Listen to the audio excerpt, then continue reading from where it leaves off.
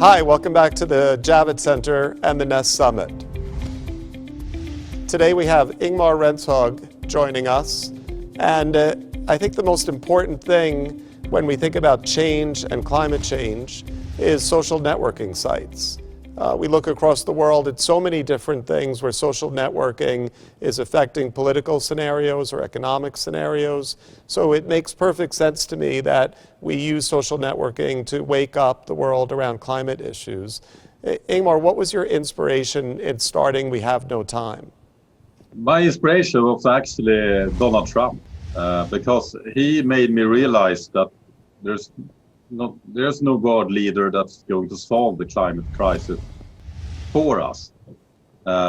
We must do it ourselves. We can't wait for a world leader to solve this crisis. So that's where I came up with this idea how to create change really, really fast from the people. And what I've seen is that social media has changed the world in just 10 years. We haven't had social media for that long, and it has changed the world for good and for worse, but it has changed it and has done it in a really, really short time period. So that was the idea behind the We Don't Have Time platform, to create a social media platform that is solely focused on the climate and environmental crisis. And what you can do on our platform is get together with other people around the world and communicate to the leaders, pressure them to act more and act faster. And by connecting everyone, that is a huge power, and you can actually shape it. So this was 3 years ago, and now we're here. Ingmar, can you give us a sense of how fast things have grown, and what do you have upcoming to really drive the message home for people that are still trying to understand the impact and effects of climate change and potentially what they can do about climate change? When you look back, it had happened very much in one way. In another way, it hasn't happened enough. But when we started, and I started the We Don't Have Time organization, the world was actually not talking about climate change as an emergency or a crisis. This was long before Extinction Rebellion, Greta Thunberg, and everything. And many people within sustainability thought that if they were speaking truth about this situation, they would scare people away. And I think we have played one role to actually change that. And today, people are talking about the climate crisis as a crisis it is. So what the world has achieved in this 2-3 years period is that we have realized the problem. More and more leaders realize problems, but they still don't act. And as long as we don't act, it doesn't matter if we just realize the crisis. So where we need to go now is actually that every one of us that have realized the urgency about this crisis, we must use our voices. We must influence others to follow. That is the solution needed, because we have this technology and we have the solution to actually solve the climate crisis, but we don't have the will of enough people to do it. And that's what we need to achieve. As I understand it, there's also an app that's attached to your social networking site that lets people vote about how they feel about a company regarding their impact around climate change. Can you tell us a little bit about that? Yes, I believe that we must have everyone on board on acting on the climate crisis, and not just governments, but also businesses and organizations. And in order to help them to do more, we have created this tool where our users could identify and communicate to them, but also to the world, that they are doing something great. They can send climate love. Here is an organization and business that does something. Look here, you can take after and do the same. But we also have the climate warning, and that's the opposite.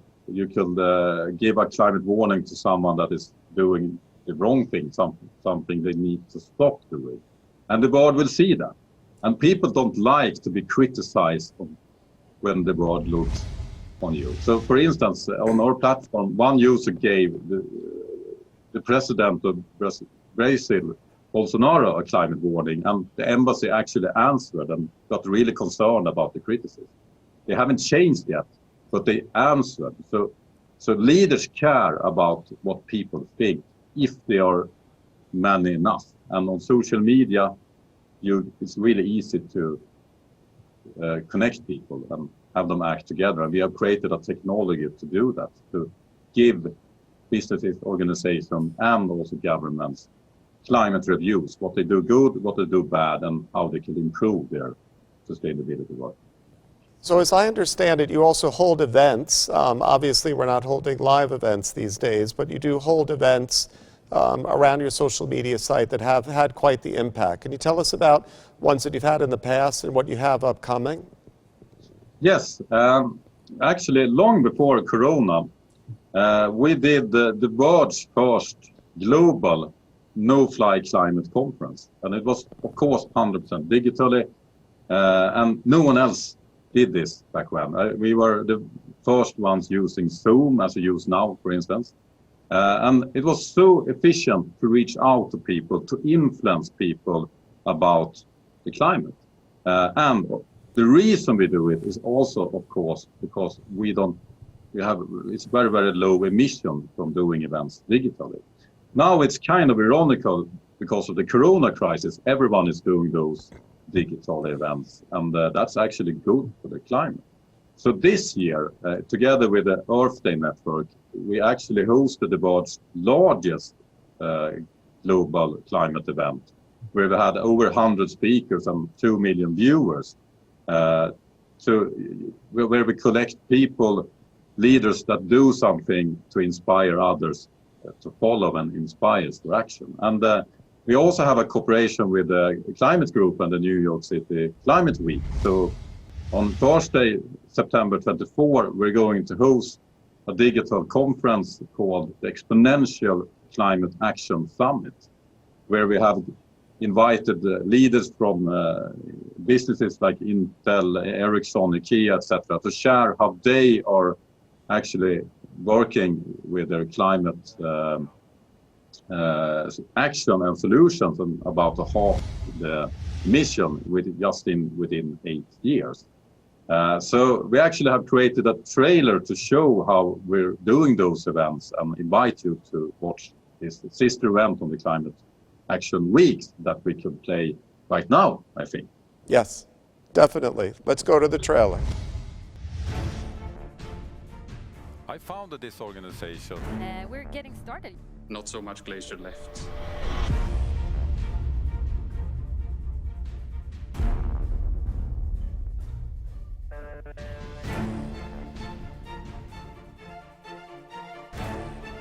Welcome to this online no-fly climate conference. And it starts on the ground level, and it starts really small, and then it just builds and builds. Our big banks are really bad for climate. You can make a big impact just by breaking that silence. We don't have the time to wait. We are only really recycling 1% fiber to fiber. Create a vision that is big and bold and beautiful. This is our city. This is our responsibility. Our goal is to connect people from all across the world through sports for climate. We overconsume stuff that we don't really need. The Earth doesn't double at all, but the economic activity does. We don't just have a climate change threat to humanity. Neoclassical economics itself is an existential threat. It was the first time that the international scientific community had spoken with one voice and said, we're deep in the Anthropocene.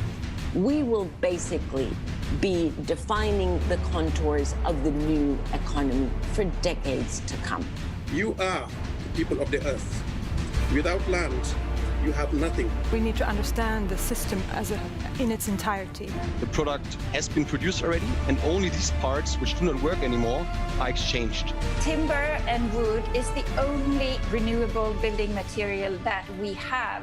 The investors who have already understood what this is truly about are achieving incredible returns. We need different types of companies solving different issues, and we will do it together with the customers. Our car will be only one piece of the puzzle. There is simply no reason not to invest in the green transition and take it a step upwards. We filter away the microplastics that are released from the clothes. The fuel we're using is basically boiling water. There's basically a marketplace where the suppliers of these negative emissions can trade. No, we're not doing nearly enough to meet our Paris commitments. One of the things that Chevron's predecessor company, Texaco, did wrong is they built about 1,000 of these toxic waste pits. President Trump exemplifies the problem. He is a narcissist. He is a psychopath. You can set these things up, come up with policies to get there, and then if you're genuinely committed, bring about heroic change. We will never, ever give up. Leaders around the world will take heed of our collective action, worry about it, and change their behavior. And if they don't, they will suffer the consequences. We need to connect everyone in the world. We need to connect them, we need to bring them online, we need to educate them, and we need to teach them how to learn. We need to inspire their curiosity and get them thinking and coming up with new solutions. And once they come with the ideas, we need to listen.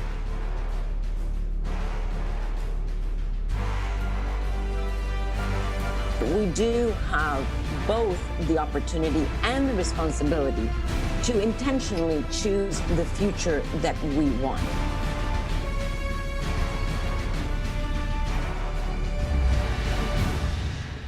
Ingmar, that looks like a great event, and if people want to get involved, they have to go to We Don't Have Time, and you're on Facebook, Twitter, all social media sites, correct?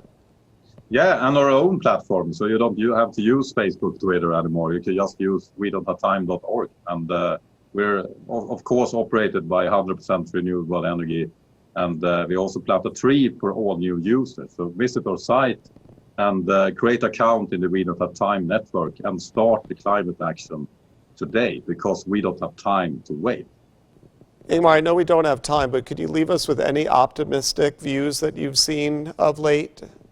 Yes, definitely. And this may sound a little strange to many people, I think. I actually had a conversation just before this event with my colleague of mine, and he was so depressed because on the news, on the normal television news, there were so many depressing events about the climate crisis, the ice melting much faster than predicted, etc., etc. And actually, I didn't agree with him that was very, very worrisome, because if you work with the climate field, you know that the climate crisis is worrisome. But what is great is that if the climate crisis is moving fast, so the humanity could see it and also report it on the news, we will act. Because the humanity is very good at acting on a crisis they can see. So of course it's not good that the climate crisis is playing out, but what we have seen with the corona crisis is that if you see the crisis right in front of you, we will act. And actually, I think we're going to act on the climate crisis. And I think the time we have ahead of us as consumers, investors, citizens, etc., will be dramatically changing the whole world, changing the economy, changing the society.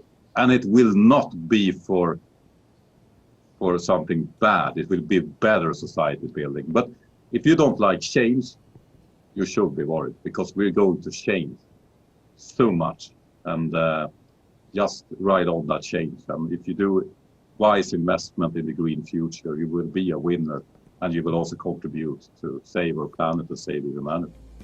I want to thank Ingmar Rentzhog from We Don't Have Time for joining us at the Nest Summit. And good luck with your event, Ingmar.